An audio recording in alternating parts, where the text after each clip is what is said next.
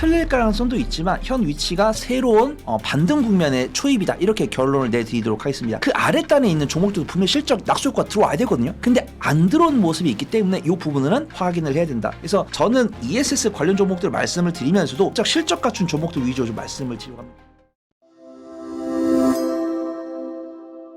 예민수의 경제토크 네모경제 손여로 본부장님과 2차전지 관심주 알아보겠습니다. 2차전지가 이제 주 초반 강한 이유는 기대감들 그리고 이제 사실은 순환매 차원도 있습니다. 대체적인 2차전지 전반적인 전략을 한번 말씀해 주시고 관심주를 알려주세요.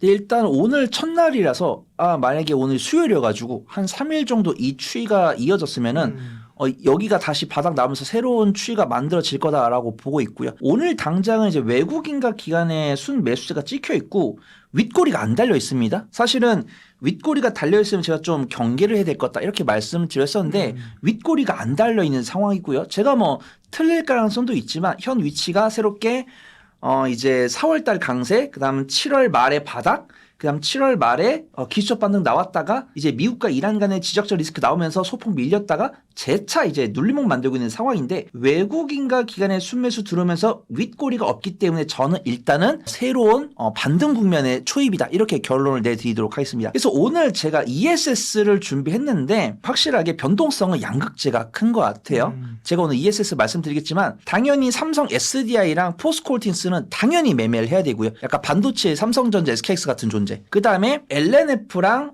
에코프로 수익 관점으로, 그 다음에 이제 단기적인 변동성 관점으로는 ESS를 볼 건데 약간 이런 거죠. 반도체에서 테크윙, 두산테스나 그 다음에 리노공업 이런 존재가 ESS에서는 비나텍이랑 LS 머티리얼즈거든요. 왜냐면 저도 사실은 비나텍이랑 LS 머티리얼즈, 서진 시스템 이런 종목들 공부를 하면서 증권사 리포트를 물론 맹신하지 않지만 증권사 리포트를 토대로는 사실 2분기에도 실적이 나올 거다라고 이야기를 했거든요.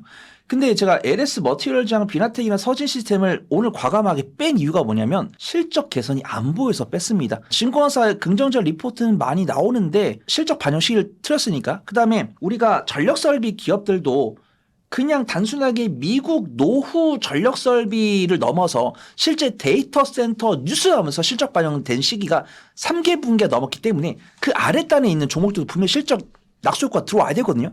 근데 안 들어온 모습이 있기 때문에 이 부분은 확인을 해야 된다. 그래서 저는 ESS 관련 종목들 말씀을 드리면서도 가급적 실적 갖춘 종목들 위주로 좀 말씀을 드리려고 합니다. 기본적으로 ESS 관심주라고 하면 뭐 LG엔솔하고 삼성 SDI가 가장 대표적으로 들어가고 그죠? 그 다음에 이제 최근에는 LFP가 관심이 있으니까 뭐 LNF나 이런 기업들 관심이었잖아요. 맞습니다. 그럼 ESS 관련주라고 하면 그런 기업을 말씀하실 건지 아니면 다른 쪽을 얘기하실 건지. 저 같은 경우는 이미 알고 있는 종목들보다는 모르실 만한 종목들 좀 소개를 드리려고 하고 있고요. 이들도 ESS 관련 낙수 효과를 얻을 수 있는 기술을 개발을 하겠다라고 이야기했고 기술 개발 가능성이 좀 충분히 있다고 판단돼서 소개를 드리려고 합니다. 첫 번째로는 M+라는 종목 좀 말씀드리려고 하고 있고요. 장비업체 아니에요? 네, 2차 전지 장비에 대한 자동화 장비를 만들고 있는 기업이고 이제 파우치형과 각형 리튬이온 2차 전지 조립 공정 장비를 사업을 영위를 하고 있는데 재무제표가 괜찮더라고요. 제가 오늘 탑픽은 SFA 넥셀이라는 종목인데 생소하실 수 있는데 CIS라는 종목이고요. CIS입니다.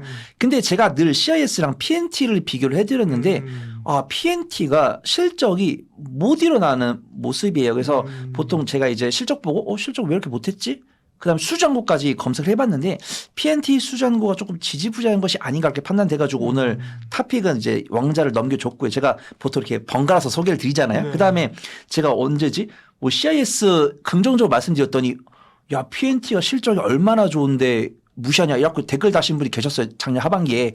근데 지금 PNT 1분기랑 2분기 실적 확인하셨으면은 저한테 댓글 한번 남겨주시면 좋을 것 같습니다. 일단 M+ 같은 경우는 실적이 잘 나왔습니다. 상반기에 순이익 154억 원 기록하면서 전년 동기 대비해서 51.9% 증가했고요. 매출 총 이익률이 28.2% 나왔습니다. 그래서 최근에 장비 기업들 사실 이익률 10%만 나와도 잘했다라고 평가를 하고 있는데 28.2%. 근데 저도 안타까운 게 재무제표만 보면은 M+를 탑픽으로 하고 싶고 제가 저번에 한 석 달 전에 M+ 소개 드렸는데 댓글로 좋은 댓글 달렸거든요. 와 M+ 나도 유심히 보고 있었는데 이거를 딱 콕 집어가서 방송에서 말하다니 이렇게 칭찬 달렸는데 좀 부끄러운 게 뭐냐면 좋은 종목과 수익 나는 종목 다릅니다. 내가 정말 안전한 종목 꼽았지만 이 종목이 시장의 주목 못 받아서 안 오르면은 아니거든요. 그래서 그런 부분에서 M+도 참 좋은 종목인데 수급이 안 모여서 탑픽이 못 됐다. 이렇게 좀 말씀드리고요. 네. 그다음에 상하 프론테크. 상하 프론테크 같은 경우도 아실 만한 분들이 많이 아셨던 종목인데 주목을 못 받고 있습니다. 근데 실적이 잘 나와서 소개를 좀 드리려고 합니다. 상하 프론테크도 2차 전지 관심주, ESS 관심주예요? 네.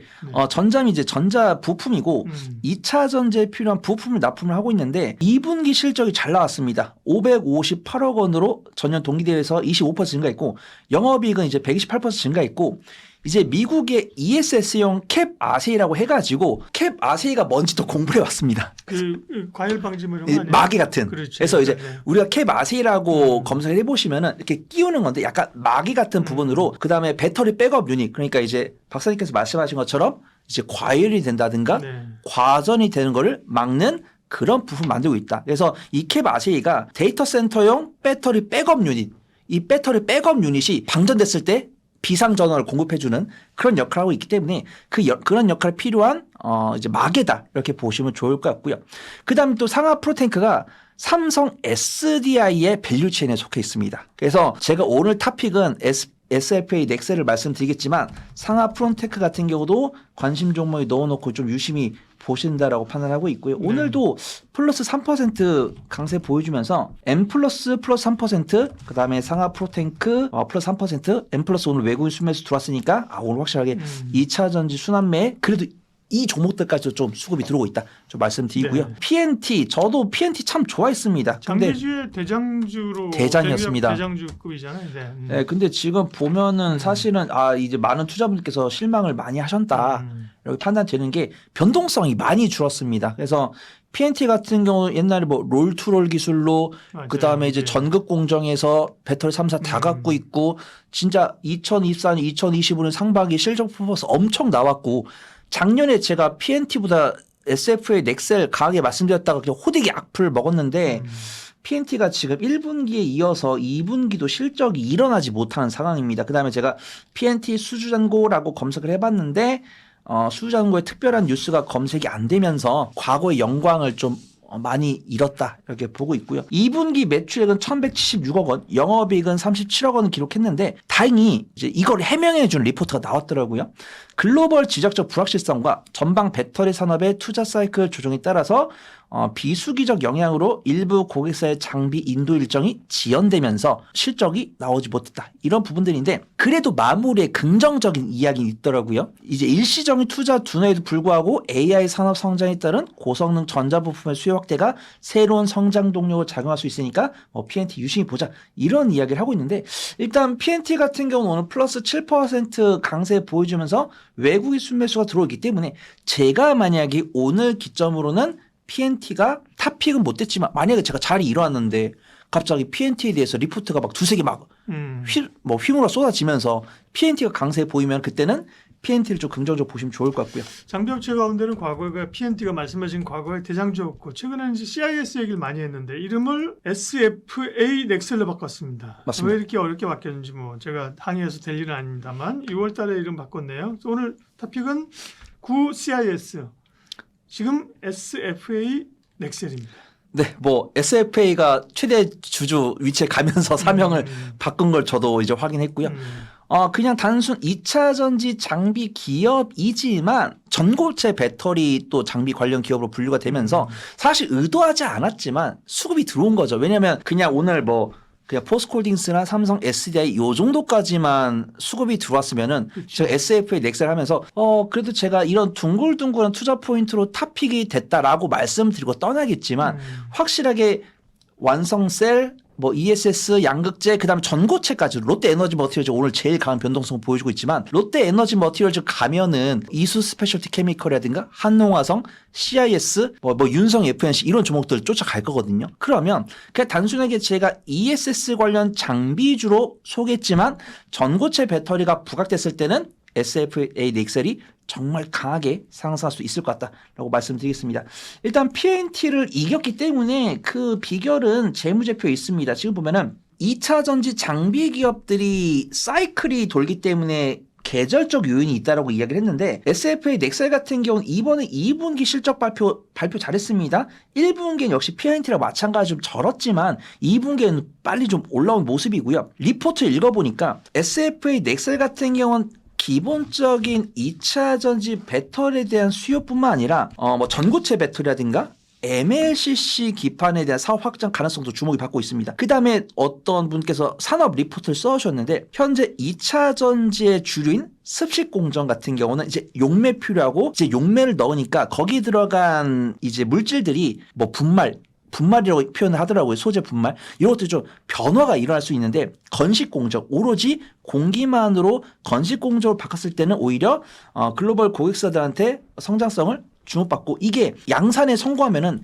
배터리 제조 원가를 대폭 낮추고 에너지 밀도를 극대화할 수 있기 때문에 SFA 넥셀이 만들고 있는 건식 공정에 대한 성장성을 투자분께서 유심히 보고 있다. 이런 이야기 나오고 있고요. 그들이 만들고 있는 코팅이나 슬리터 이런 장비들이 전기차용 배터리뿐만 아니라 MLCC나 기판 쪽으로도 사업 확장이 가능할 것으로 전망이 되고 있기 때문에 그냥 단순하게 2차 전지 장비뿐만 아니라 전고체 배터리주 그다음에 반도체 기판주로도 분류가 될 수 있을 거다라고 보고 있습니다.